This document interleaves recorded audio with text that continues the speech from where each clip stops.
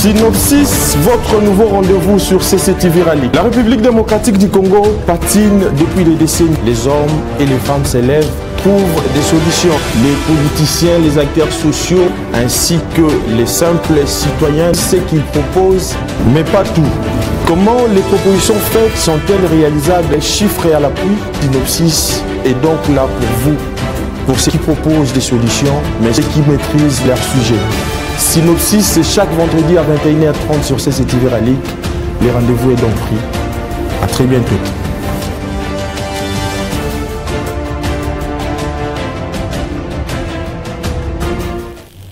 Mesdames et messieurs, très heureux d'être au rendez-vous de votre magazine Synopsis qui reçoit ce jour dans son numéro M. Norbert Yamba. Il est cadre de l'Union pour la démocratie et le progrès social et président de la vision panafricaine. Bonsoir, M. Norbert Yamba. Bonsoir, bonsoir Kabila. Avec notre invité, nous allons partir d'un questionnement.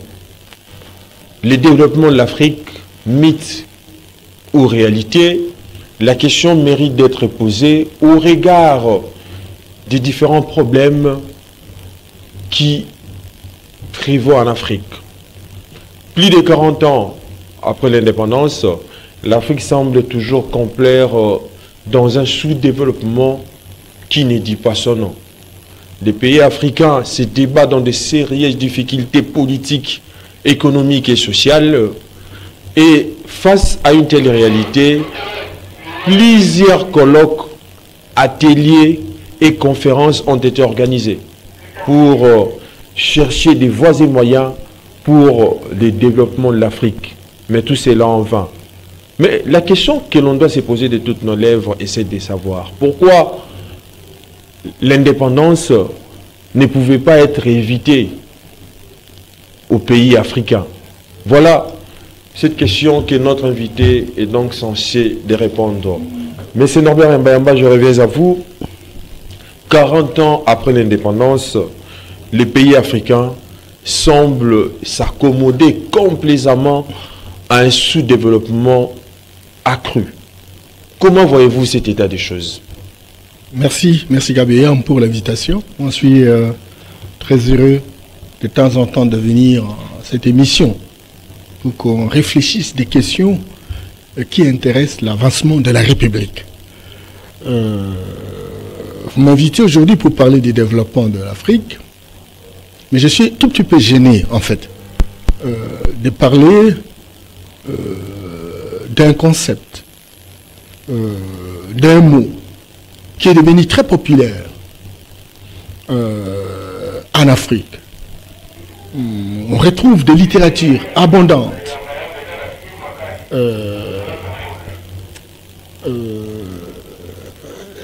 une littérature abondante expliquant et démontrant oui, naturellement ce que représente le développement, malheureusement à côté d'une pauvreté toujours galopante. Mais parce que vous me parlez de l'état de la situation, je voudrais simplement vous dire que ce n'est pas seulement aujourd'hui qu'on parle du développement, c'est depuis très longtemps, même pendant la colonisation, les colons disaient que bon, ils voulaient chercher comment changer notre situation, ils voulaient que nous puissions satisfaire nos conditions de vie, etc. Et puis nous sommes arrivés à l'ère des indépendances. Voilà, lorsqu'on regardait le résultat, on réalisait finalement que c'est vraiment pas le développement, c'est aucun épanouissement. Bien au contraire, on a ressenti certaine croissance économique, certes, qui a permis l'Occident, les puissances d'argent, de pouvoir améliorer leur situation. Parce qu'effectivement, ils utilisaient, ils exploitaient nos matières premières, nos ressources naturelles, etc., qu'ils amenaient chez eux, parce que c'est chez eux où on a découvert l'industrialisation à partir du 19e siècle, et donc c'est là qu'il y a des industries, et ces industries permettaient véritablement qu'on puisse transformer nos ressources naturelles, et de la transformation, créer des richesses, et donc cette transformation permettait naturellement qu'on puisse créer des emplois pour leurs leurs enfants. C'est comme ça que cette transformation permet également qu'on puisse non seulement avoir des moyens, mais affecter ces moyens dans les domaines de la société, que ce soit la construction des routes, la construction des hôpitaux, la construction des écoles, l'alimentation, le logement, tous les domaines de souveraineté d'un pays. Malheureusement, nous, on n'avait que les yeux pour regarder, etc., comment les ressources vont de tout le temps sans que nous puissions naturellement faire quelque chose. Et il y a une littérature qui démontre que sur les 100% d'investissement réalisé dans notre pays, et généralement en Afrique de manière générale, surtout en Afrique subsaharienne, 80% de revenus ont été envoyés à l'Occident, en Europe. 20% seulement on a investi ça ici, en fait, du moins pour construire des routes de l'endroit de production vers l'endroit d'exportation. Construire quelques hôpitaux parce qu'ils avaient des travailleurs et ils pouvaient bien les faire soigner, se faire soigner également. Donc les 20% naturellement ont permis à l'Afrique de subsister. Croyez-moi, à la différence de la situation d'il y a 20 ans, 10 ans, l'investissement dans les actions sociales ne se fait plus, même pas en proportion de 5%. Donc, même la colonisation est loin supérieure. C'est comme ça que lorsque vous êtes dans nos milieux ruraux, on vous dit mais que les Belges rentrent. Non pas parce qu'ils aiment le Belge, mais parce qu'en réalité, l'élite politique de notre pays n'a pas permis naturellement de changer la situation pour permettre aux uns et aux autres de trouver leur compte. Et donc, la question du développement devenait une question de chantage. Bertrand Badier, qui est un politologue français d'origine iranienne, disait que la question du développement, c'est une question qui rentre dans l'histoire de la croyance occidentale. C'est-à-dire la croyance occidentale, c'est-à-dire que bon, l'Occident croit qu'il a une civilisation universelle, et cette civilisation doit être propagée dans n'importe quel pays, ce paradigme qu'on appelle la rentabilité externe. Et donc, le développement devient un modèle de connexion, une stratégie de séduction, qu'on peut vous dire qu'écoutez, bon, si nous sommes avec vous, si nous coopérons avec vous, donc vous serez développés. Et surtout lorsqu'il se réfère de l'idée de leur compatriote Rostov, qui a donné les différentes étapes du processus de développement dans une approche évolutive. Mais il faut commencer quelque part jusqu'à l'industrialisation, puis finalement à la consommation. Mais malheureusement, cette approche est fondamentalement dénuée de tout fondement, tout simplement parce que ça n'a pas permis aux pays africains de pouvoir se développer. Parce qu'il était une approche fondamentalement occidentale, mais qui ne correspond pas à nos réalités. Mais c'est Norbert Yamba, le développement et sous-développement dérivent de la même impulsion initiale. Mais vous ne voyez pas que cette réalité contredit la réalité africaine qui maintient toujours les staticos du sous-développement? Je crois, Kabeya, vous avoir dit, et plusieurs fois dans nos émissions, qu'il n'y a pas une civilisation qui soit universelle. Quelqu'un dans les années 80 avait soutenu, c'est pas les années 2000 si je ne fais pas confusion, a soutenu une thèse où il disait si l'Afrique, un Camerounais bien entendu, si l'Afrique refusait le développement dont on parle aujourd'hui, c'est une diplomatie du vocabulaire, comme disait Ziegler. La diplomatie du vocabulaire, ça veut dire quoi? Ça veut dire en fait que l'Occident a mis en place des stratagèmes pour nous imposer sa culture, et cette culture est piégée, et donc ce piège-là ne nous permet pas véritablement de décoller. Oui. Alors, il change l'esclavage hier, on remplace l'esclavage par la colonisation, Oui. on remplace la colonisation par la néocolonisation, Oui. et la succession des différents modèles, des différents systèmes politiques est fondamentalement le même. Donc, en conclusion, l'indépendance de la République démocratique du Congo ou de l'Afrique devient nominale. C'est nominal. On n'a même pas encore commencé le développement. Parce que nous sommes en train de travailler sur base d'un paradigme externe qu'on appelle le paradigme occidental. Or, aucune société ne peut se développer, si j'emprunte leur terme, si jamais elle n'est pas assise sur ses racines. Les racines d'une société posent la problématique de l'histoire de cette société, Oui. des langues de cette société, de la culture de cette société. Or, toutes les stratégies qui sont montées naturellement par le paradigme occidental, c'est un paradigme exogène. C'est un paradigme qui ne tient aucunement compte de nos réalités, de nos héritages traditionnels. Et donc, on a passé non seulement le temps de la colonisation, même de la néocolonisation, tout le temps, nous sommes en train véritablement de marcher sur les pas du paradigme occidental. Donc, la construction et le début, véritablement, du développement de notre pays ou de l'Afrique va commencer au moment où nous allons commencer à nous poser la question sur ce que représente notre culture, sur ce que représente notre génie propre, sur ce que représente notre spiritualité authentique, sur ce que représente notre identité, sur ce que représente nos héritages traditionnels.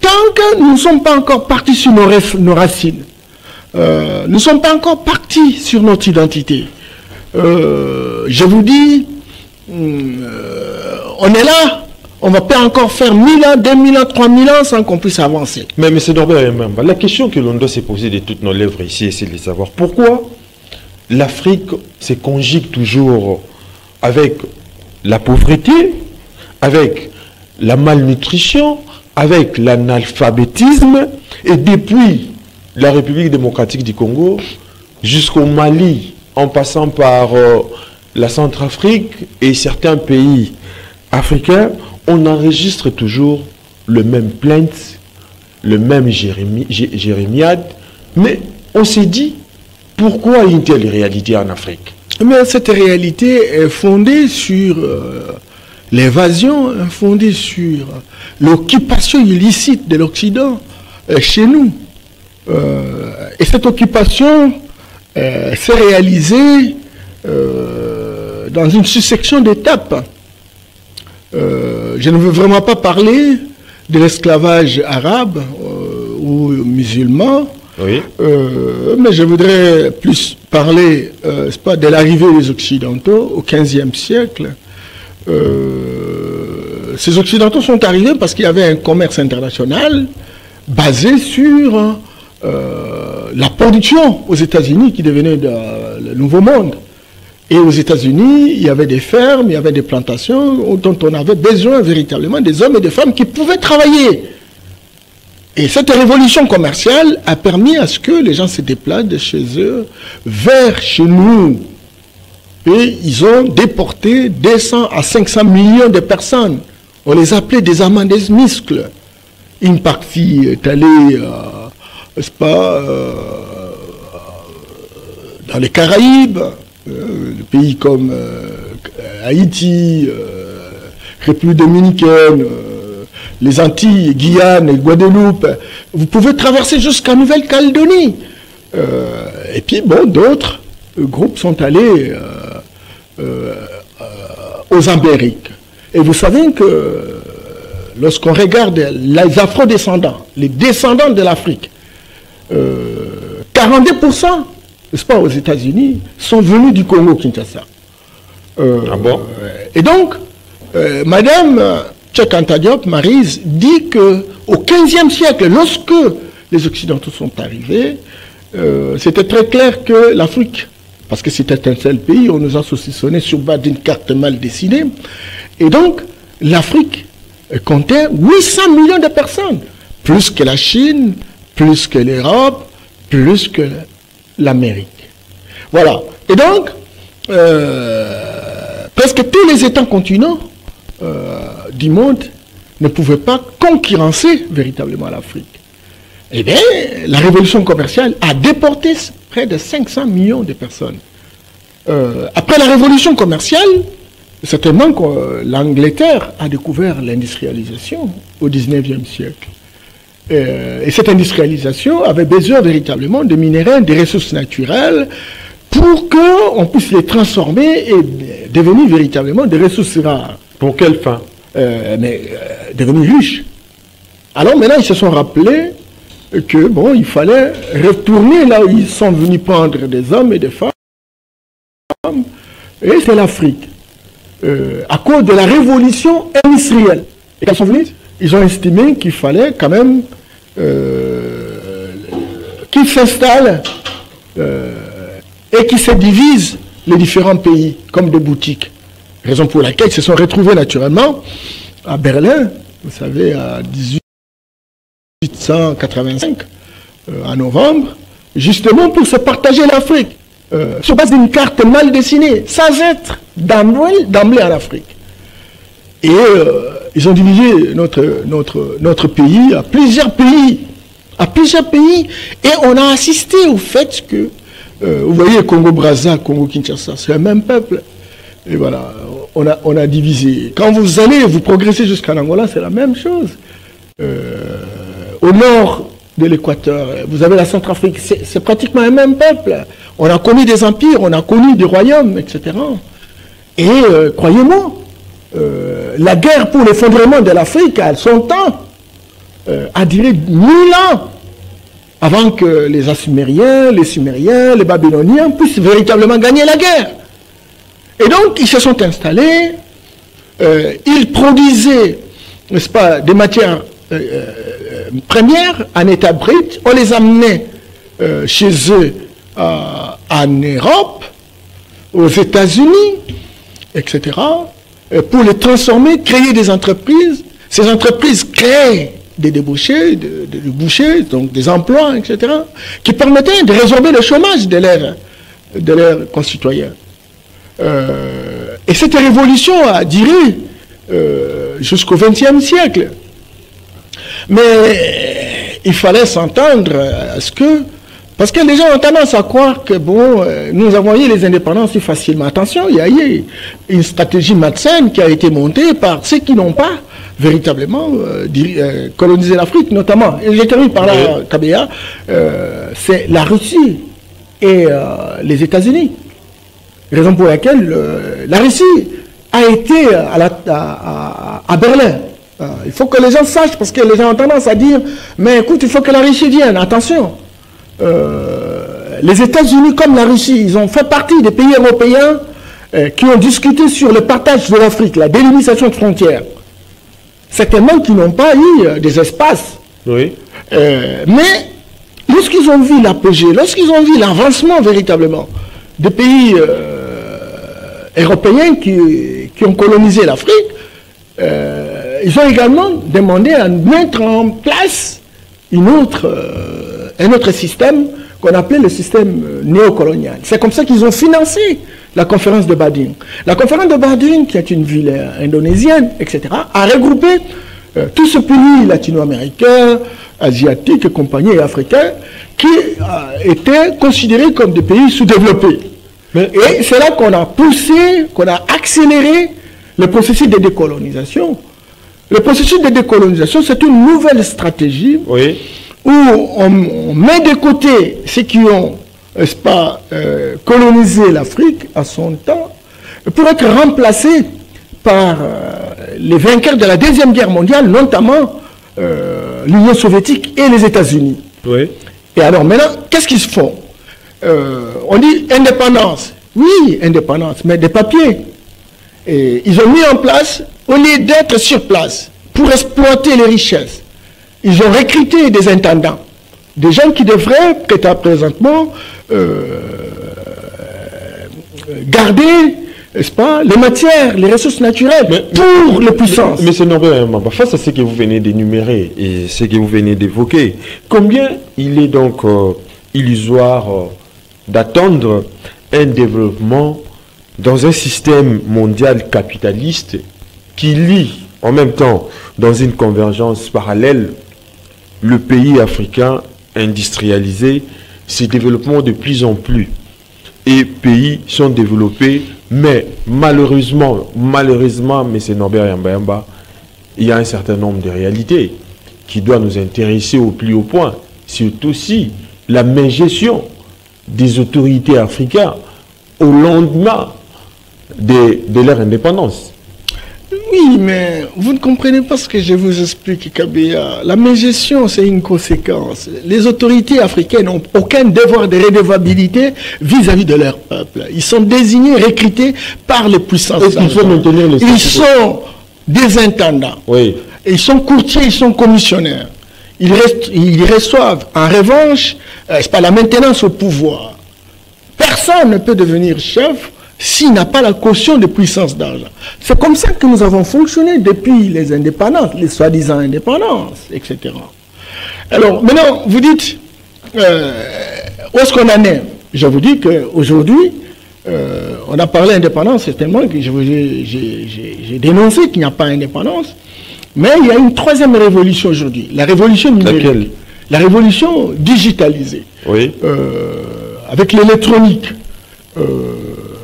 Les Occidentaux sont en train de chercher, surtout avec les changements climatiques, compagnie, etc., ils sont en train de vouloir construire une économie verte, et la perspective, c'est de chercher, naturellement, c'est pas, des matières premières qui peuvent véritablement aider à la lutte contre les changements climatiques.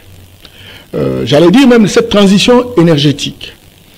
Et c'est comme ça qu'en Afrique, on retrouve 2/3 de ces matières, de ces ressources naturelles, notamment le cobalt, le coltan, le lithium, tous ces minéraux stratégiques de prédilection se trouvent en Afrique, et plus particulièrement au Congo. Et donc, ceci coïncide naturellement avec l'effondrement de la guerre froide à 90, la reprise de la force de la suprématie blanche américaine, et même malheureusement, l'Union soviétique s'est effondrée. Aujourd'hui, plus que jamais, l'Union soviétique a essayé de se refaire, et on est en train, avec la complicité de la Chine, et j'allais dire des dragons et des tiges asiatiques, de mettre en place un nouveau système qui porte sur la nouvelle guerre froide. C'est qu'il y a une sorte de guerre entre l'Occident et l'Orient. L'idée, c'est quoi? C'est de se battre pour récupérer tous ces minéraux stratégiques. La Chine, qui à un moment donné n'avait pas suffisamment de moyens, mais la Chine aujourd'hui est devenue la deuxième puissance militaire, la première puissance commerciale du monde, la deuxième puissance économique, à cause des matières, parce qu'il a déversé plus de 200 milliards de dollars en Afrique pour investir et tirer au maximum ces ressources-là. Ce qui n'a pas fait plaisir aux Américains. Alors maintenant, tout ce que nous assistons aujourd'hui, on croit peut-être que les Asiatiques vont venir avec la coopération gagnant-gagnant. Je vous dis non. On croit que les Russes vont venir avec la coopération, etc. Il faut changer de paradigme. Mais il faut changer de paradigme. Parce qu'on ne peut pas faire le développement avec la culture d'autrui, l'identité d'autrui, les connaissances d'autrui. On ne peut faire le développement qu'en se référant à ses propres traditions, en se référant à ses héritages traditionnels, et on essaie de les scientifiser, on essaie de les moderniser, de les théoriser. Et que cela puisse véritablement servir comme chien de chasse. Aujourd'hui, le débat sur la modernisation de nos héritages traditionnels n'est pas de mise.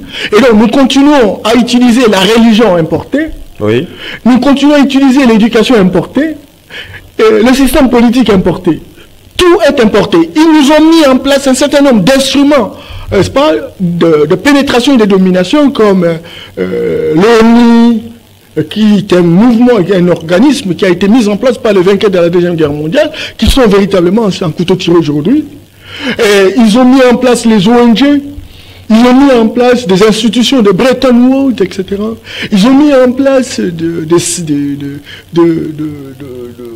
beaucoup d'autres instruments, etc., qui font que nous soyons quadrillés, les médias mensonges, qui, à longueur de journée, nous montrent que c'est l'Occident, est l'unité de mesure, est la civilisation référentielle, idéale, compagnie. Mais M. Norbert Yamba, tout ce que vous venez, les institutions de Bretton Woods, on a mis des médias, des ONG, mais c'est quand même l'expression d'une volonté politique. Est-ce qu'on vous a imposé tout cela? Non, je ne pense pas. Mais une question revient sur la slette, M. Norbert Yamba. Est-ce que, avec tout ce que vous avez évoqué, on peut dire aujourd'hui que le sous-développement est-il propre pour les Africains? Et une autre question revient, M. Norbert Yamba, pour se demander si le sous-développement est la conséquence d'une damnation divine. Non, non, il n'y a rien de divin là. Il n'y a rien de divin. Le sous-développement, c'est un état. Un devenu devenant, lorsqu'on n'a pas de stratégie, lorsqu'on n'a pas de vision, lorsqu'on n'a pas son propre paradigme, on fait le paradigme d'autrui, et c'est l'autrui qui vous téléguide, et c'est l'autrui véritablement qui détermine votre avenir. Et donc, la situation que nous sommes en train de traverser aujourd'hui, c'est une situation de copier-coller. Or, c'est inadapté parce que nous avons une autre culture et ils ont leur culture. Et ils l'ont fait en dessin simplement parce qu'ils savaient que ça allait véritablement faire un court-circuit. À nous maintenant de revenir à la raison, à nous maintenant de revenir au point de repère, à nous de prendre la tangente pour arrêter véritablement avec le paradigme occidental qui est à rentabilité externe et inventer un paradigme fondamentalement africain qui est à rentabilité interne. Cet effort-là n'est pas encore de mise. Simplement parce qu'il n'y a pas encore une volonté politique. Oui. Et cette volonté politique souffre encore en Afrique. Les quelques rares personnes qui véritablement ont essayé de vouloir construire une dynamique autour de cette nouvelle stratégie, oui, etc., ont été tués. Nous avons connu des chercheurs, parce qu'il faut un schéma opératoire. Oui. Or, nos chercheurs sont véritablement des chômeurs de luxe. Ce sont des hommes et des femmes qui ont été formés à l'occidental pour être des petits commis de l'Occident. Parce que vous connaissez le système d'enseignement avec la trinité coloniale. Il fallait avoir des petits ouvriers pour aider les entreprises, il fallait avoir des petits diacres pour aider les prêtres, il fallait avoir, n'est-ce pas, de petits commis pour aider l'administration. Donc, on s'est retrouvé dans une situation où nous avons été quadrillés, nous avons été ligotés. Mais vous n'allez pas dire que c'est divin, parce que nous, on a commencé 35 siècles, vous imaginez, avant l'ère chrétienne. Nous étions une puissance. Certainement que j'ai suivi Wamama Zulu qui dit, écoutez, oui, disons ce que nous avons été, mais à l'ère de l'intelligence artificielle, qu'est-ce qu'on est? Une question pertinente. J'ai dit, mais est-ce que c'est pour autant dire que nous n'avons pas mérité et nous n'avons pas eu la puissance nécessaire pour dominer le monde? Moi, j'ai dit, oui, nous étions puissants. L'écriture, c'est nous. Les mathématiques, c'est nous. La physique, c'est nous. L'astronomie, c'est nous. La médecine, c'est nous. Certainement que nous avons fait une guerre pendant 1000 ans, et cette guerre a été soldée naturellement par notre échec. Quand cela ne tienne, c'est à nous maintenant de changer au travers un leadership responsable qui oriente, qui tient la torche et qui éclaire l'avenir. Mais le leadership dont vous faites allusion, c'est jusqu'à quand? Parce que lorsqu'on voit la situation qui ne fait que se détériorer du jour au lendemain en Afrique, lorsqu'on voit les différents problèmes qui prévalent, on se demande si la colonisation était-elle un fondement de développement ou de sous-développement. Mais c'est la colonisation, c'est un outil qui a sémé les sous-développements, qui a sémé la pauvreté, et alors une pauvreté intolérable chez nous. Et donc, Et cette colonisation continue à travers la néocolonisation qui est fondamentalement dominée par l'impérialisme occidental. Aujourd'hui s'ajoute dans la danse l'impérialisme oriental. Alors maintenant, je crois qu'il y a une opportunité qui s'offre à Kabila. Cette opportunité aujourd'hui, c'est l'effondrement de cette fameuse civilisation occidentale. L'effondrement sur le plan politique, sur le plan économique, etc. Aujourd'hui, il y a des signaux très forts qui montrent que le capitalisme est en train de tomber, l'économie néolibérale est en train de tomber, et que dans une perspective de 50 ans, on va assister naturellement à ce qu'on appelle l'économie de non-croissance. C'est-à-dire l'économie de non-croissance, c'est une économie qui dépasse le capitalisme. Oui. Parce que le capitalisme a échoué. Même la démocratie occidentale, elle est aujourd'hui en décadence totale. On peut les situer dans une économie du bonheur partagé. Du bonheur partagé. Mais alors, il ne faut pas entendre le partage, mais il faut s'engager à la redéfinition de l'ordre international. Oui. Il faut s'engager à la reconstruction de notre génie propre. Il faut s'engager à notre capacité également d'apporter quelque chose à la redéfinition de cet ordre international. Le grand problème, c'est que si l'Occident est en train de changer, au moment où l'Occident est en train de réfléchir à longueur de journée pour chercher de nouvelles stratégies, nous, on est en train de se battre avec la Constitution, les élections, la démocratie, etc. Telle est démocrate, telle ne l'est pas, etc. Et pourtant, cette fameuse démocratie, elle est fondamentale. Est-ce qu'on pourra changer, M. Norbert, avec cet enjeu qui constitue les pays africains, cet enjeu que je dirais qui entre dans les cadres d'une perspective de collaborer où on trouve les idéaux, les initiatives et les orientations qui marquent les affaires publiques des Africains qui sont souvent venus de l'étranger. Eh bien, voilà, donc ça va continuer si on ne change pas. Si vos émissions là, que vous organisez, vous savez, vous n'avez pas d'objectif. Si tout le monde va venir parler constitution, élection 2023, etc. Mais c'est génocidaire. Donc pour vous, on doit bannir cette histoire des élections. Attention. On doit bannir cette histoire ça, c'est ma vision de la démocratie. On doit bannir tout ce qui est occidental. La démocratie n'est pas seulement occidentale. L'Afrique peut aussi avoir sa démocratie. Démon, c'est la population. Comment nos ancêtres se sont organisés? Quel était leur système politique à son temps? Parce que ce système politique peut être restauré. Et ça va nous permettre véritablement d'avancer en vitesse de croisière. Mais ici, nous sommes en train d'utiliser le système politique occidental. Ce système politique n'est pas en adéquation avec notre culture, notre identité, notre spiritualité. Est-ce que cette façon de parler va être prise en compte plutôt par les Africains souciés de leur pays, de leur continent? Nous en parlons, nous avons créé la nouvelle vision panafricaine. C'est pas pour s'amuser. Il faut semer les graines, ça va germer. Mais apparemment, vous êtes minime, hein? Vous êtes minime. Mais alors maintenant, ça commence. Si on ne commence pas, on ne commencera jamais. Il y a beaucoup de gens qui croient. On n'est pas seulement un problème du Congo, Kinshasa. Vous allez même à Brazzaville, vous allez au Cameroun, au Sénégal, tous ces pays, y compris les pays arabes qui sont au nord, s'impliquent aujourd'hui pour qu'on puisse refonder l'Afrique. L'État continent qui a existé, qui était puissant. Et on en a besoin aujourd'hui. Mais attention. Cette idée, M. Norbert Yamayama, est foutue en moule par l'Occident, qui veulent à tout prix imposer leur dictat en Afrique. Ben, écoutez, nous étions puissants, non? Les Occidentaux venaient chez nous, en Égypte antique, comme des réfugiés économiques. Vous vous rappelez l'histoire de Joseph? Vous vous rappelez l'histoire d'Abraham? Ah, là vous croyez maintenant à la Bible, vous faites allusion à la Bible. Oui, mais, écoutez, la Bible, on ne peut pas tout rejeter, quoi. Il y a des histoires des peuples hébreux. Oh, mais c'est l'Occident qui a rédigé. Oui, mais ils ont rédigé. Mais ils sont pris dans leur propre piège. Nous découvrons ce qu'ils aient été. Mais quelque part, vous pratiquez les dogmatismes, qui est une certitude disposition de croire et d'affirmer quelque chose sans critique ou discussion. Mais non. Nous, on est là et en train, d'aller mollo, etc. Nous avons vraiment des difficultés, c'est simplement parce que nous n'avons pas encore refondé notre propre paradigme. Et la refondation de notre propre paradigme passera par la restauration de notre génie propre. Et notre génie propre ne pourra être mis en valeur que lorsque nous rétablissons notre spiritualité. Oui. Et notre spiritualité, c'est l'esprit de Dieu incarné dans le corps humain. Cet esprit qui a permis à nos ancêtres de savoir qu'il faut une maison pour dormir, il faut telle feuille pour traiter telle ou telle maladie, il faut la pirogue pour... Mais on n'a pas entendu l'Occident par rapport à ça.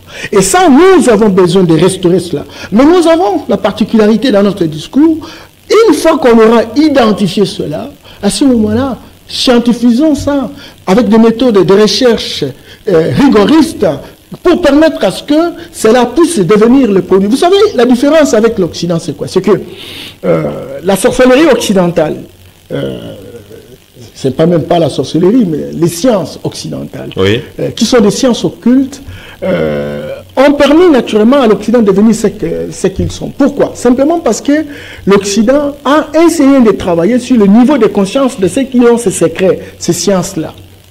Le niveau de conscience, ça veut dire, au lieu de se servir de manière négative ces sciences occultes, et donc faire en sorte que ces sciences puissent aider l'intérêt général.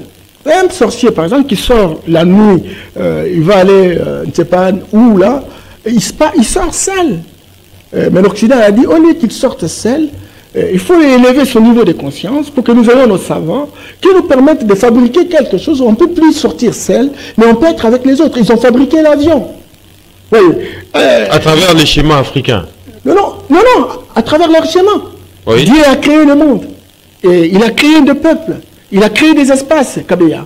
Et en créant des espaces, il a donné la même intelligence à tout un chacun. Et en chacun, véritablement, de découvrir cet espace. Notre particularité et notre problème, c'est quoi? C'est que ce qu'on nous a donné comme intelligence, etc., a été court-circuité par l'Occident avec sa religion. Et sa religion a inhibé notre capacité de créativité. Sa religion a inhibé notre spiritualité, cet esprit de Dieu, cet esprit de lucidité qui nous permet... Mais Norbert Yambayamba, nous acheminons déjà petit à petit vers la fin de cette émission. Mais vous militez en faveur du changement de paradigme. Vous voulez la refondation de notre spiritualité. Mais vous ne voyez pas que dans ce genre de questions, il faut une prise de conscience politique indispensable à une élite qui sera prête de créer au Congo des conditions de vie nécessaires à son développement et à son épanouissement ou l'édification pour l'Afrique. Mais actuellement, après l'indépendance et jusqu'à aujourd'hui, M. Norbert Yambayamba, il n'y a aucune volonté politique pour ne serait-ce que développer ces pays. Pensez-vous que cette idée dont vous initiez sera entendue? Mais oui! Je vous ai dit qu'après l'indépendance, il y a eu la néocolonisation. Oui. Nous ne sommes pas indépendants. Les gens qui ont remplacé les Blancs sont des héritiers de la colonisation. Est-ce que par là, M. Norbert Yambayamba, vous ne voyez pas que l'indépendance pourrait être évitée aux Africains? Non, l'indépendance, c'est la liberté de soi, l'autonomie de soi. L'affirmation de soi. Les plusieurs années après l'indépendance, vous n'arrivez pas, ne serait-ce qu'à développer votre Kabeya, c'est depuis plusieurs jours, c'est depuis plusieurs mois que je parle avec vous. Oui. Vous dites depuis plusieurs années. Mais comment développer au moment où je vous dis que ceux qui ont remplacé le blanc sont des héritiers de la colonisation? Ils ont perpétué, ce sont des intendants, ce sont des courtiers, des commissionnaires. Ça, c'est la première chose. Deuxième chose, l'Occident a mis en place un système de domination, de pénétration. Il a créé l'ONU, il a créé, n'est-ce pas, les ONG, il a créé des banques qui sont devenues véritablement des puissances de pénétration. Oui. Et l'Occident a créé ce qu'on appelle, j'ai parlé des ONG, des médias, etc., pour nous quadriller. C'est d'ailleurs votre mot de la fin, mais c'est normal. Mon mot de la fin, c'est qu'il faut avoir de l'espoir. Oui. L'espoir fait vivre. Mais encore qu'il faut savoir quel est l'espoir. Notre espoir est fondé sur quoi? Notre espoir est fondé sur la connaissance que nous représentons en termes de valeurs intrinsèques. Oui. Notre espoir est fondé sur la connaissance des héritages traditionnels. Et aujourd'hui, nous pouvons prendre, n'est-ce pas, le savoir occidental en termes de méthodes de recherche pour fouiner dans nos héritages traditionnels de manière à réhabiliter notre génie, réhabiliter notre spiritualité authentique. Et c'est cette spiritualité authentique que nous appelons la spiritualité scientifique. Et cette science-là va nous aider à créer des industries, avoir des technologies. Nous allons transformer toutes les potentialités que Dieu nous a données et nous allons créer des richesses. Que cette notion soit une réalité. Eh bien, il faut tenter, Si on ne tente pas, on ne tentera jamais. Donc, nous sommes confiants que nous y arriverons. Dès lors qu'on commence déjà à en parler dans des émissions comme ça, je crois qu'on va faire un saut et un bon bondissement. Et ça, je suis conscient. Très bien. Ça, je suis conscient. Eh bien, nous sommes arrivés pratiquement à la fin de cette émission. Je vous rappelle que nous avions réussi pour vous, M. Norbert Yamba. Il est cadre de l'Union pour la démocratie et les progrès sociaux, panafricaniste, et parce qu'il est vice-président de la vision panafricaine, nouvelle vision panafricaine. Avec lui, nous avions parlé du développement de l'Afrique. Vous l'avez suivi certainement. Je crois que ces propos, ces déclarations nous aidera à être édifiés en vie d'un développement harmonieux pour l'Afrique en général et la République démocratique du Congo en particulier. On se retrouve le vendredi prochain avec un autre invité, mais d'ici là, portez-vous bien et bonne suite des programmes sur votre chaîne.